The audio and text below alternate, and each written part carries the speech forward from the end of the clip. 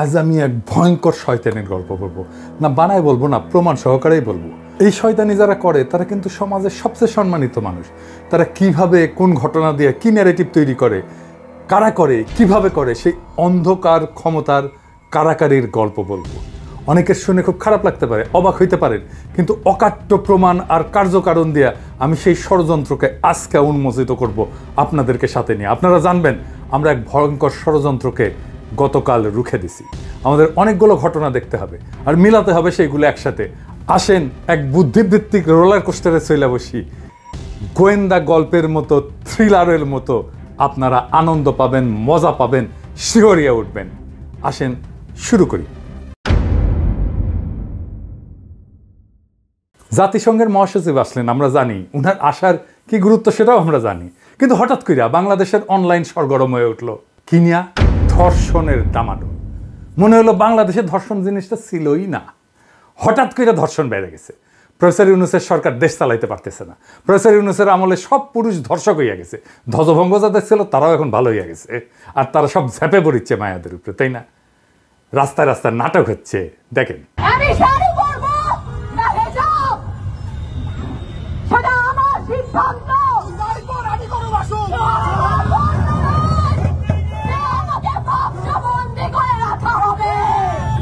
শুধু এটা না, আরো দেখেন।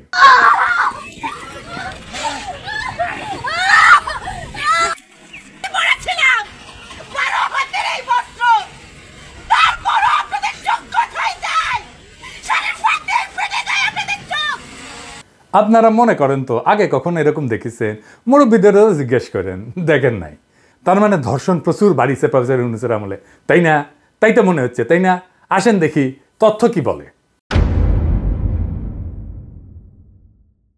বাংলাদেশে জানুয়ারি ফেব্রুয়ারি 2025-এ এই 2 মাসের নির্যাতিত নারী 294, নির্যাতিত, ধর্ষিত না, কিন্তু ধর্ষণের শিকার 96 জন। এর মধ্যে 44 জন শিশু, মানে 1 মাসে 22 জন শিশু ধর্ষণের শিকার হয়েছে। খুবই দুঃখজনক ডেটা, আমাদের সকলের সমবেদনা। আমরা পুরা জাতি এই জন্য লজ্জিত। আসেন এইবার আমরা আমাদের প্রিয় কাডাল রানীর আমলের ডেটা দেখি। 2023 সালে 8 মাসে ধর্ষণের শিকার 493 জন শিশু, রহস্যজনকভাবে মৃত্যু হয়েছে 47 জন কন্যা শিশুর। ওই রহস্যজনক মৃত্যুর সংখ্যাকে যুক্ত করলে 8 মাসে 540 জন শিশু ধর্ষণের শিকার হয়েছে, মানে মাসে প্রায় 68 শিশু ধর্ষণের শিকার হইতো। সেই সময় শিকার হইতো যখন বাংলাদেশ ধনধান্যে পুষ্পে ভরা ছিল।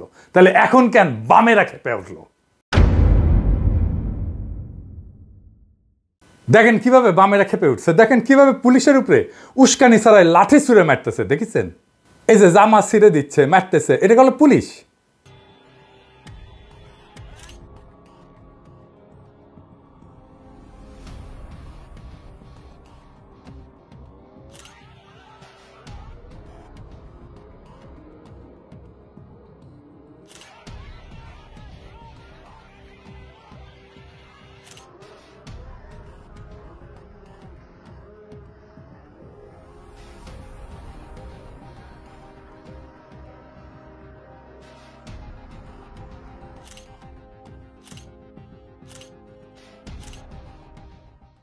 এবার দেখেন রোজা রাখা পুলিশকে কিভাবে মারিছে। পুলিশটারে দেখে এত মায়া লাগিছে, বলতেছে যে আমি তো রোজা আছি, আমি এখন হসপিটালে গেলে তো আমার রোজা ভেঙে যাবে, আমাকে ওষুধ দিবে। কি মায়া লাগতেছে দেখেন, এই কিভাবে মারছে তাকে, দেখেন এই বামেরা মারছে। একজন অতিরিক্ত বাবাসী আমার বুক ভরা লাথি মারছে, একবার বুক বরাবর। হঠাৎ করে পিছন থেকে আসে লাথি মারা শুরু করে পিছন থেকে। আমরা তাদেরকে না মেরে আমরা এমনি বারবার বাধা দিচ্ছি আর কি, হাত দিয়ে ডালার লাঠি দিয়ে আমরা বাধা দিচ্ছি, আপনারা আসেন। হঠাৎ করে লাথি মারছে আমার। এই আমি রোজা রাখছি, রোজা ভাঙা যাবে না, এখন হাসপাতালের জন্য আছে। কেন বামেরা এখন হারকিউলিস হয়ে উঠলো? আসেন এটা বুঝে দেখি। সরকারের সাফল্য দেখা যায় মাত্র 4টা জিনিসে। অর্থনৈতিক পরিস্থিতি, মানে আপনার খাবার টাবারের দাম কেমন, জিনিসপত্রের দাম কেমন, দাম কমিছে জিনিসের, কমিছে, তাই না? সবুজ টিক চিহ্ন দেন এডিটর সাহেব। দুর্নীতি, এটা দেখে দুর্নীতি করে এই সরকার, তার শত্রুরাও বলতে পারবে দুর্নীতি করে না, এইখানেও সবুজ মার্ক টিক দেন। 3 নাম্বার, জনগণের আস্থা আছে কিনা, মানে যেটা ভোট টোট দিয়ে তৈরি। এই সরকার যদিও ভোটে আসেনি, কিন্তু তারপরে তো জনগণের আস্থা আছে না, তাই না? আছে, অবশ্যই আছে, এখানেও টিক মার্ক দেন, মাশাআল্লাহ। বাকি থাকলো কি, 4 নাম্বার কি অপরাধ প্রবণতা। এইখানে আমরা কোশ্চেন মার্ক দিয়ে রাখি এডিটর সাহেব, এটা এখনো পর্যন্ত আমরা টিক চিহ্ন দিতে পারতেছি না। অপরাধের মধ্যে বিশেষ করে সেক্সুয়াল ভায়োলেন্স বা ধর্ষণের ঘটনা সরকারের উপরে আস্থা কমায় দেয়, সরকারের জনসমর্থন কমে যায়। এগুলো আমার বানানো কথা না, এগুলো অসংখ্য গবেষণায় প্রমাণিত। তাহলে প্রফেসর ইউনূসের সরকারকে বাম্বু দেওয়ার সবচেয়ে কার্যকর কৌশল কি? আপনি যদি হাসিনা হইতেন কি করতেন? আইন শৃঙ্খলা পরিস্থিতি খারাপ সেটা দেখানোর চেষ্টা করতেন, যত না খারাপ তার চেয়ে বেশি দেখানোর চেষ্টা করতেন, তাই না? পারলেন নিজের টাকা দিয়ে অপরাধীর সাথে চুক্তি করে খুন খারাপি দস্যুতা করতেন, তাই না? আওয়ামী লীগ তো 600 ডাকাতকে ভাড়া করেছিল, তাই না? মনে আছে না? ধরেন ঢাকা শহরে তো কয়েকশো মাস্তান আছে, তাই না? আমি এর মধ্যে 200 মাস্তানকে আলাদা করে কথা বলতাম। আপনারা রাজনীতি করলে চিনবেন সবাইকে, কে কি কইরা খায়, কে মাস্তানি করে, কার শত্রু কে, এগুলো সবই জানতেন। একজনকে ডাইকে কইতাম যে এই এদিকে এদিকে তোরে তো উই খাইয়া দিতে চায়, তাই না? উই কবি হ ভাই, তাই তো। তো শত্রুর তো শেষ রাখতে নাই, বুঝিস না? আমি তো অনেক পছন্দ করি, খাইয়া দে। হ্যাঁ, খাইয়া দিয়া 2 মাস ঘুরে ব্যাংককে আমি টাকা পয়সা দিতেছি, টিকিট করে দিতেছি। আরে টাকাটা রাখ, আমি সামাল দিতেছি, লাগাই দিতাম খুনাখুনি, শিখে দিচ্ছি না সব টেকনিক। এটা রিস্কি, টাইম লাগে, অনেক টাকা লাগে, এটা রিসোর্স ইন্টেন্সিভ গ্যাঞ্জাম। হাসিনার জন্য ডাল ভাত, তবে আমাকে দিলে আমি টেনশনে হার্ট অ্যাটাক করলাম ইনি, যদিও জানি ক্যাঙ্কা করে করে। এটা সংখ্যায় অনেক করতে হয় এই কাজ। আবার মাঠে পুলিশ থাকে, এজেন্সি থাকে, ইনফরমার থাকে, ফাঁস হইয়া যাইতে পারে এই পরিকল্পনা। তাহলে তো গোয়ামারা সারা। আর ধরেন বরগুনায় 2টা খুন হইল, ঢাকায় চাপ পড়বে না। তবে এজেন্সিগুলো এই খেলা করে খেলে। সাত্তার সরকার এইভাবে ফেলাইছিল এজেন্সি, আমি ঘটনা জানি, শুনেছি, মানে যাদেরকে দিয়ে করেছিল তাদের কাছেই শুনেছি, একদিন গল্পটা কমুনি। কিন্তু যাই হোক, যেটা কোনো রিস্ক নাই, সংখ্যায় অনেক লাগে না, একটা হইলেই চলে, একটা জায়গা মতো দেশের যে কোনো প্রান্তে হইলে হয়, সেটা হইতেছে ধর্ষণ। এইটারে ঠিক মতো রান্না করতে পারলে কেল্লা ফতে সরকার পইরা যাবে। সরকার এটা থেকেই তো পারবে না। কাজটা তো একজন মানুষ করে ঘরের মধ্যে, কেউ জানে না যে এই কাজ করতে যাইতেছে। কারোর সাথে তো এটা কোয়া যায় না যে আমি কলে করতে যাইতেছি। প্রফেসর ইউনূসের জায়গায় চেঙ্গিস খানের বসাই দিল, সেও ঠেকাইতে পারবে না এটা। এই কাজটায় হাসিনার দল মাস্টার, পোস্ট ডক্টরেট করা।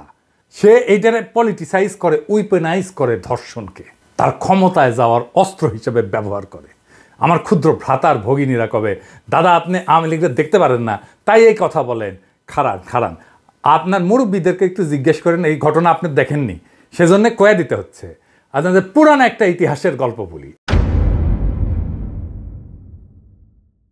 1995 সালের 24 আগস্ট দিনাজপুরের 10 মাইল এলাকায় 16 বছর বয়সী কিশোর ইয়াসমিন, তাকে পুলিশ সদস্যরা পুলিশ ভ্যানে নেয় এবং তারপরে গণধর্ষণের পরে হত্যা করে। এই ঘটনার পর পুলিশ প্রথমে লাশটাকে অজ্ঞাত পরিচয় হিসেবে চিহ্নিত করে তড়িঘড়ি করে ময়নাতদন্ত এবং দাফনের ব্যবস্থা করে। তারপরে শুরু হয় দিনাজপুরে প্রচণ্ড বিক্ষোভ, তারপরে সারা দেশে বিক্ষোভ। 5 দিন পর এই মরদেহ কবর থেকে তুলে আবার পুনরায় ময়নাতদন্ত করা হয়, মামলা দায়ের হয়। এই আন্দোলন দেশব্যাপী ছড়ায় পরে বিশাল একটা গ্যাঞ্জাম হয়। এটা দেশব্যাপী ছড়ায় দেখে আওয়ামী লীগ, ছাত্রলীগ, যুবলীগ, তখন বিএনপি ক্ষমতায়। দিনাজপুরে কারফিউ দিতে হয়, থানা আক্রমণ হয়, 4 জন মারা যায়। ইয়াসমিন ধর্ষণ মামলা কেন এত সেন্সেশনাল হয়ে ওঠে, এটা একটু বুঝে দেখি। অনেক তো ধর্ষণ হয়, সবগুলো সেন্সেশনাল হয়, এটা কেন সেন্সেশনাল হইল, কেন হইল, আসেন এটা বুঝে দেখি। দিনাজপুর কার এলাকা? এটা আওয়ামী লীগ এলাকা চিরদিনের জন্য। 1991 খালেদা জিয়া ক্ষমতায়, কিন্তু দিনাজপুরের 6টা আসনের মধ্যে 5টা আওয়ামী লীগের, একটা জামাতের, বিএনপি শূন্য। আচ্ছা বলেন তো, প্রশাসন, পুলিশ, এইসব ওই সময় দিনাজপুরে কারা? বিএনপির লোকেরা যাবে না, সব আওয়ামী লীগের লোক, সব ওরা আওয়ামী লীগ। যে পুলিশ ধর্ষণ করছিল ওরা আওয়ামী লীগ ছিল। কেন বলতেছি? এই কেস সেন্সেশনাল হয়ে ওঠার 2টা কারণে। এক, ময়না তদন্ত প্রতিবেদনে ধর্ষণের প্রমাণ সম্পর্কে স্পষ্ট কোনো তথ্য পাওয়া যায় না, বলে এটা ধর্ষণ হয়নি। আর পুলিশ বলে যে ইয়াসমিন ছিল পতিতা। এই 2টা ঘটনা সারা বাংলাদেশে মানুষকে জ্বালায় দেয়। যেই ডাক্তার ময়না তদন্ত করছিল তার নাম ডাক্তার মহসিন, সাবেক ছাত্র ইউনিয়ন, রাজশাহী মেডিকেলের ছাত্র। আমি যখন ফার্স্ট ইয়ারে, সে তখন ফাইনাল ইয়ারে। ডাক্তারের নামে আলামত লুকানোর মামলা হয়েছিল। 96 হাসিনা ক্ষমতা এসে ডাক্তারের খালাস করে দেয়। ইয়াসমিনের কাছে সাজা হয়, পুলিশের ফাঁসিও হয়। কি জন্যে হয় জানেন? সাজা কি জন্যে হয়? ধর্ষণের দায় না, হত্যার দায়ে। মামলার কাগজ উঠে দেখতে পারেন, আমি মিজা কথা কইতেছি না। ফাঁসি কার্যকর করে খালেদা জিয়া 2004 সালে। 1996 হাসিনার মূল ক্যাম্পেইন ছিল মা বোনদের ইজ্জত রক্ষায় ব্যর্থ বিএনপির বিরুদ্ধে ব্যালটে রায় দিন, হাসিনা জিতে। তো আওয়ামী লীগ ইয়াসমিন তো ধর্ষিতা হয় নাই, তুই তো ছেড়ে দিছু ডাক্তারকে, কাগজে কলমে তো তাই। ইয়াসমিন স্তম্ভ করে কে? সিপিবির মহিলা উইং, মহিলা পরিষদ, দেখেছেন? একইভাবে আসিয়ার ধর্ষণ এবং মৃত্যুকে উইপনাইজ করতেছে, আওয়ামী লীগ করতেছে, এই সিপিবি, ছাত্র ইউনিয়ন, এদেরকে দিয়া ধর্ষককে গ্রেপ্তার করছে, দ্রুত বিচারের জন্য মামলা করছে। বামের আর কি চায়? ওরা বলুক আর কি চায়, বলতে পারবে না। আসিয়ার ধর্ষণ কেন হইল? এখন তো আসিয়ার মারে আর বাবারে ধরতে হয় যে কেন ওই মাইয়ারে বিয়ে দিছো কেন ওই বাসায়। আসিয়ার বোনের স্টেটমেন্ট শুনেছেন? শুনেন। আমার শাশুড়ি মনে হয় আমার খাবারের ভিতরে ঘুমের ওষুধ দিছিল। আমার বোনের এই ঘটনার সাথে আমাদের শ্বশুর বাড়ির সবাই জড়িত, তাদের সবারই জন্য দৃষ্টান্তমূলক শাস্তি হয়। করছিল মানে পেছন থেকে এসে জড়াই ধরছিল। আমি বাড়িতে জানাইছিলাম এবং ওখানেও জানাইছিলাম, কিন্তু ওখানে কেউই আমার কথা বিশ্বাস করেনি। বাড়িতে জানাইছিলাম, আব্বু আম্মু আবার আমার বুঝ হয়ে আবার দিয়ে পাঠাইছিল। আমি অনেক ভয় পাইছিলাম, এর জন্য আমার বোনটা আমার সাথে দিচ্ছিল। আমি জানতাম না যে আমার বোন আমার সাথে গেলে তার সাথে এরকম হবে না। রাত্রিবেলা হচ্ছে আমরা তিনজন ঘুমাইছিলাম, দরজা দিয়ে ঘুমাইছিলাম, 8টার পরই ঘুমাই গেছিলাম। তারপরে আমার শাশুড়ি মনে হয় আমার খাবারের ভিতরে ঘুমের ওষুধ দিছিল, এর জন্য আমি কিছু ঠিক পাইনি। একদম ফজরের একটু মানে সকাল হওয়ার একটু আগে উঠছি, উঠে দেখি যে ও ফ্লোরের উপর পড়ে রয়েছে আর হচ্ছে দরজা খোলা। তারপরে আমি বাথরুমে আইছি, আসিয়ে ওরে উঠেছি, দরজা দিয়েছি, দরজা দিয়ে ওরে উঠে খাটের পরে রাখছি। কোনো ঘুমাই গেছিল নাকি অজ্ঞান হয়ে গেছিল জানি না, কিন্তু নড়াচড়া লাগিয়ে ও উঠছিল। উঠে কয়ে আপা আমার অনেক কষ্ট হচ্ছে আর জ্বালাফোড়া করতেছে। তো করার পরে আমি ভাবছি ফ্লোরের উপরে পড়ে রয়েছে, তার জন্য ওর এরম লাগতেছে। তারপরে আমি ওরে বসে তুই চুপ করে ঘুমাই পড়, তারপরে ঘুমাই পড়ছিলাম। আর ওর কি হয়েছিল তা তো আমি অত খেয়াল করিনি, ঘরে লাইট ছিল না, গোলায় টোলাই দাগ টাক এসব দেয়নি। তারপরে ভোরে উঠে ও কাঁদতেছে আর হচ্ছে বেগে বেগে নিঃশ্বাস নিচ্ছে আর হাত পা কেওড়া ধরে হচ্ছে, গাল দিকে যা উঠছিল। এরপর আমি ওর কাছে শুনছি যে তুই রাত্রে এরম করলি, আবার হুনুরম করতেছিস, তোর কি সমস্যা? তারপরে ও বললো যে সবাই আমার সাথে এরম করছে, ভাইয়া আসছে দরজা খুলে দিচ্ছে। তো আমি করছি যে তোর সাথে এরম করলো, তো আমি তো টের পেলাম না, করলো যে আমার ঘরের থেকে বাইরে নিয়ে গেছিল। মনে করেন যে ও প্রায় মারাই গেছে, ওরা মনে করছিল যে ও মরেই গেছে, এর জন্যই মানে ওরা ছাড়ছে না, কেউ টের পেয়েছিল এর জন্যই ছাড়ছে। ওর খালি পেটে নিঃশ্বাস আছে আর গোলা দিয়ে ঘা হয়ে গেছে। মনে করেন ও যতটুকু কষ্ট পাইছে তাকে তো ফাঁসি দিলেই তো কমই শাস্তি, তাকে সবার জন্য ফাঁসি হয়। আচ্ছা বলেন তো, এটা কি কোহেরেন্ট স্টেটমেন্ট? খুব সম্ভাবনা আছে আসিয়ার বোন পার্ট অফ দ্য ক্রাইম। কেন? এটা শোনেন। আপনি তো আসিয়ার বোন, আপনি তো যেদিন ধর্ষণ হয়েছে আপনি তো এখানে ছিলেন না? যেদিন ধর্ষণ হয়েছে সেদিন নিয়ে আপনি কিছু কথা বলছেন টেলিভিশনের সামনে, আমরা দেখেছি, সারা বাংলাদেশের লোক দেখছে। তো আপনি বলছেন, একবার বলতেছেন যে আমি ওয়াশরুমে গেছিলাম, এই সুযোগে ধর্ষণ হয়েছে। আপনি আরেকবার বলতেছেন যে রুম থেকে বের করে নিয়ে ধর্ষণ করছে। আপনি আরেকবার বলতেছেন যে ধর্ষণের সময় আমি ঘুমোইছিলাম, আমি কিছু ঠিক পাইনি। আসলে কোনটা সঠিক? আমি তো ওইটাই বলি না, আমি বলছি যে আমি ঘুমোইছিলাম, ও যখন বাথরুমে উঠছে সেই সময় দেখি যে ওইখানে পড়ে রয়েছে, এইটাই বলছি। আপনি বলছেন যে সিহারের পরে, আবার বলছেন রাত 2:30টা, এটা মানে টাইমটা আসলে মানে মগরদিক তো সিহারি খাই 2টার দিক, তারপরের কথা বলছি। আচ্ছা, আপনি একটু মানে প্রথম থেকে মানে রাত থেকে কি ঘটনা ঘটছে একটু আমাদেরকে বলেন তো। সর্বপ্রথম রাত থেকে সব ঠিক ছিল, ঘুমাই গেছিলাম 8টার দিকে ঘুমাইছি। আমি, আমার জামাই আর আমার বোন, আমার বোন হচ্ছে আমার পাশে ঘুমাইছিল। তা আমি জানতাম না যে ওর সাথে ওরম হবে না।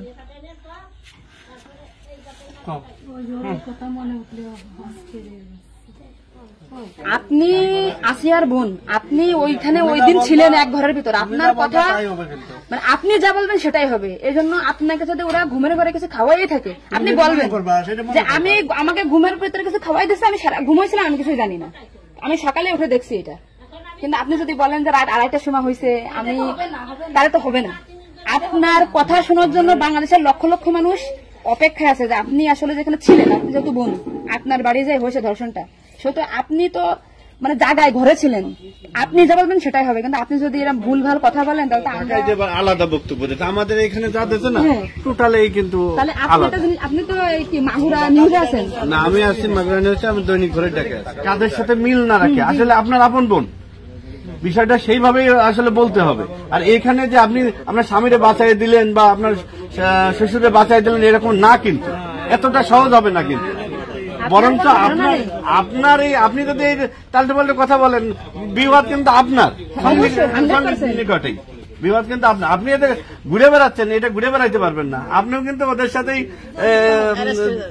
যুক্ত হইতে হবে আপনার। তার মানে উনি একবার বলতেছে কি জানেন, আমি টয়লেটে গেছিলাম তখন ধর্ষণ হয়েছে, একবার বলতেছে আমি আমরা খুব বিভ্রান্তিতে আসছি, বারে বারে আপনাদের কাছে আসতেছি শুধু এই একটা কারণে। কিন্তু মানে আপনি আপনাকে যদি কিছু খাওয়াই থাকে আপনি বলেন যে আমারে খাওয়াইছে, আমি কিছুই জানি না, সকালে উঠে দেখেছি আমি এই অবস্থা। কিন্তু আপনি যদি টাইম উল্টো পাল্টা বলেন তখন তো মনে করেন আমাদের বাংলাদেশের লোকের তো। আপনি সকালে আপনার ঘুম ভাঙছিল কয়টায়, মানে যখন আপনি দেখছেন আপনার বোন তখন কোথায় ছিল?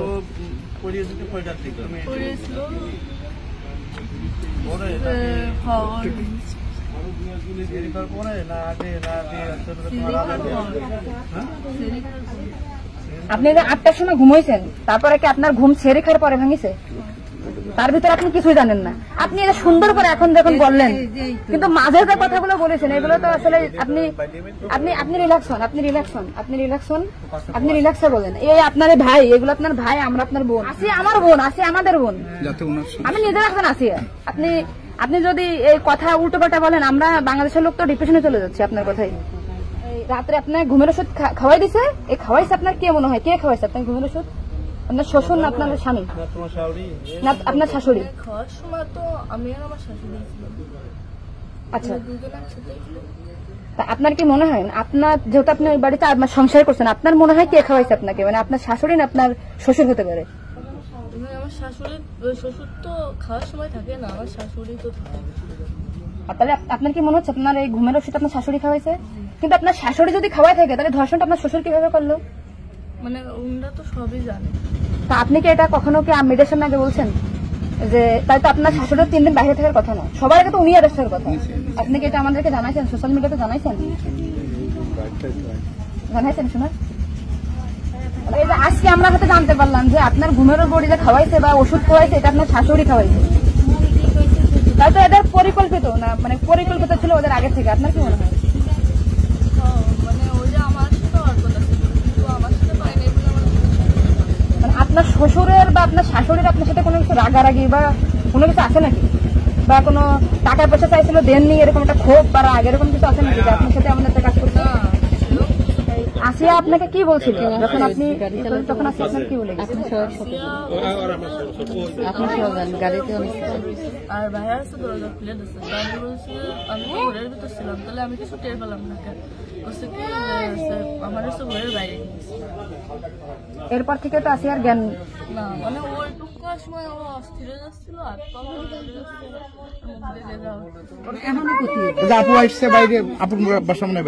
আমার বাসা যশোরে, আমি যশোর থেকে। আমি শুধু ওনার একটা ভিডিও দেখে আসছি যে উনি উল্টো পাল্টা কথা বলতেছে, এই সঠিক কথাটা বলেন। আমরা ঘুমাইছিলাম, 8টার পর পরে আমি ঘুমাই গেছিলাম, আর বউ আমার সাথে ঘুমাই গেছিল। তারপর এর মধ্যে কিছু ঠিক পাইনি, কিন্তু দৈনিকে সেরি খাওয়ার জন্য সবাই ডাক দেয়, কিন্তু সেদিন সেরি খাওয়ার জন্য কেউ ডাক দিচ্ছিল না। একদম সেরির পর উঠছি, সকাল হবে সেই সময় উঠে দেখি ও মেঝেতে পড়ে রয়েছে, দরজা খোলা ছিল। তা আমি ওটা বাথরুম থেকে দরজাটাকে ওটা উঠেছি, উঠে বিছানাটা রাখছি, মানে জ্ঞান হারাইছিল না ঘুমাই পড়ছিল জানি না, কিন্তু নাড়াচাড়া লাগার কারণে উঠে গেছিল। উঠে করছে আপা আমার অনেক কষ্ট হচ্ছে আর জ্বালা ঘোরা করতেছে, আমি ভাবছি ফ্লোর করে পড়ে রয়েছে এর জন্য ওরম হয়েছে। তারপরে ও ঘুমাইছিল না কি জানি না, আমি কাছে চুপ করে ঘুমাই পর। তারপরে আমি ঘুমাই গেছিলাম, সকালে ভোরে 6টার দিকে ও কাছে কাঁদতেছিল আর বেগে বেগে নিঃশ্বাস নিচ্ছিল।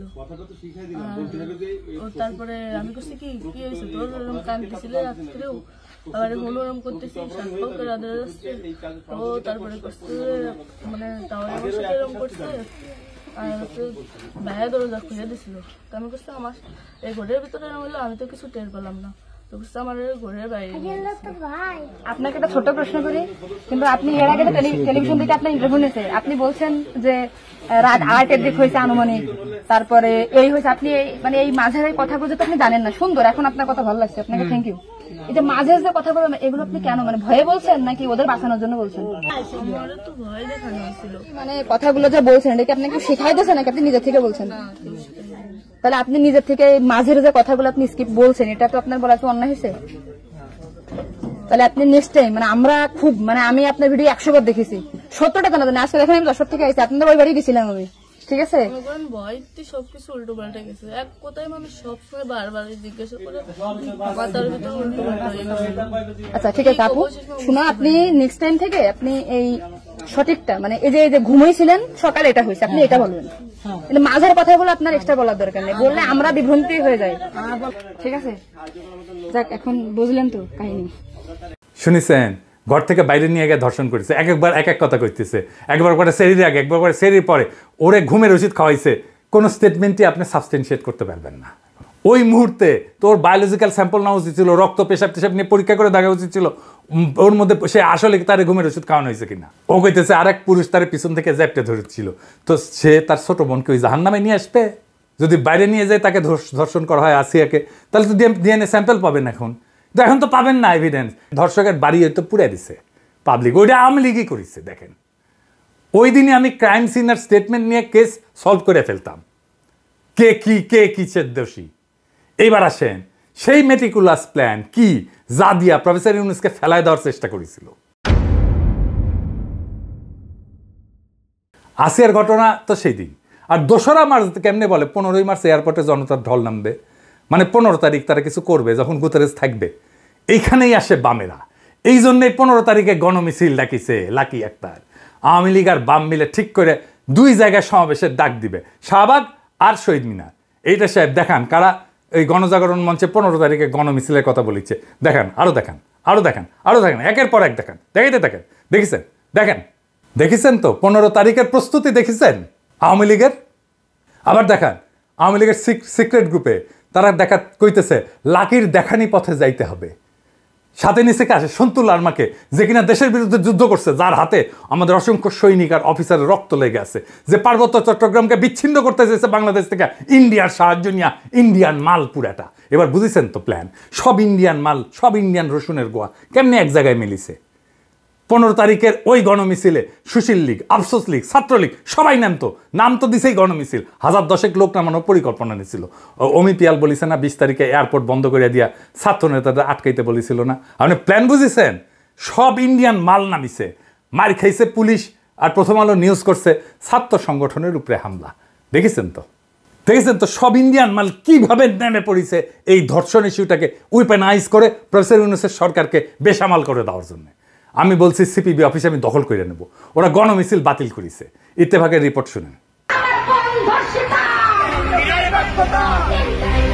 হত্যা, ধর্ষণ, নিপীড়নের বিচার এবং স্বরাষ্ট্র উপদেষ্টার অপসারণের দাবিতে শনিবার গণমিছিলের কর্মসূচি দেয় বামপন্থী 8টি সংগঠন। এর পাল্টায় ঢাকার পুরানা পল্টনে বাংলাদেশের কমিউনিস্ট পার্টি সিপিবির কার্যালয়কে ছাত্র জনতার কার্যালয় বানানোর ডাক দিয়েছেন লেখক ও অনলাইন অ্যাক্টিভিস্ট পিনাকি ভট্টাচার্য। রাত থেকেই এ নিয়ে উত্তেজনা ছড়িয়ে পড়ে। এর পরিপ্রেক্ষিতেই পিছু হটে বাম ছাত্র সংগঠনগুলো। পরিস্থিতি বুঝে কর্মসূচিতে যোগই দেননি ছাত্র ইউনিয়নের সাবেক সভাপতি লাকি আক্তার। সিপিবির লোকেরা হারকিউলিস চাইছে, আমার নামে স্লোগান দিচ্ছে, শুনেন। পিনাকির বিরুদ্ধে লড়তে হবে একসাথে, লড়তে হবে একসাথে। পিনাকির বিরুদ্ধে, উগ্রপন্থীর বিরুদ্ধে লড়তে হবে একসাথে, লড়তে হবে একসাথে। উগ্রপন্থীর বিরুদ্ধে কমরেড, কমরেড গড়ে তোলো ব্যারিকেড, গড়ে তোলো ব্যারিকেড, কমরেড, কমরেড। হ্যাঁ, সিপিবির লোকেরা প্রিন্সরা জিগায়েন যে সে আমার ফোন দিয়া কি কইছে, তারাই জিগায়েন, আমি আর কইলাম না। গ্রেস দিছি কয়েকদিন, প্রিন্স মিয়া জানে কেন গ্রেস দিছি। আমি প্রিন্সরে কইছি ইন্ডিয়ান লেসপেন্সারি বাদ দেন, লাকিরে আর MM আকাশকে বহিষ্কার করেন, শাহবাগে অংশ নেওয়ার জন্য ক্ষমা চান, বাকশালে যোগ দেওয়ার জন্য ক্ষমা চান, পার্টিতে ইসলাম বিদ্বেষের চর্চা বন্ধ করেন ঘোষণা দিয়া। আমি তারে কইছি আগামীকাল রক্ষা পাইল আখেরে সারা বাংলাদেশে আপনার অফিস দখল করে নেব। আমি বলছি নিব, আজ হোক কাল হোক, ওইটা আমি নিবই। আমি শুধু সিপিবির পুরানা পল্টন না, সারা দেশের সিপিবির অফিস আমি দখল করে নিব। আমি কয়া দিলাম তো, আমি হঠাৎ কোনো কাজ করি না, তাই আগাম ঘোষণা দিয়ে রাখলাম, হাড্ডি গুঁড়া করে দেব শালা ইন্ডিয়ান দালালের বাচ্চা। আওয়ামী লীগ নিশ্চিন্ত করতে চান আপনারা, সিপিবিরে জয় বাংলা করেন, আওয়ামী লীগ আর ফিরতে পারবে না। সিপিবি জিন্দা থাকলে আওয়ামী লীগ আবার ফিরবে, আমি কয়া দিলাম, লিখে রাখেন। ইন্ডিয়া আবার ফিরবে, আমি কয়া দিলাম, লিখে রাখেন। যেখানেই সিপিবি সেখানেই প্রতিরোধ। ইনকিলাব জিন্দাবাদ।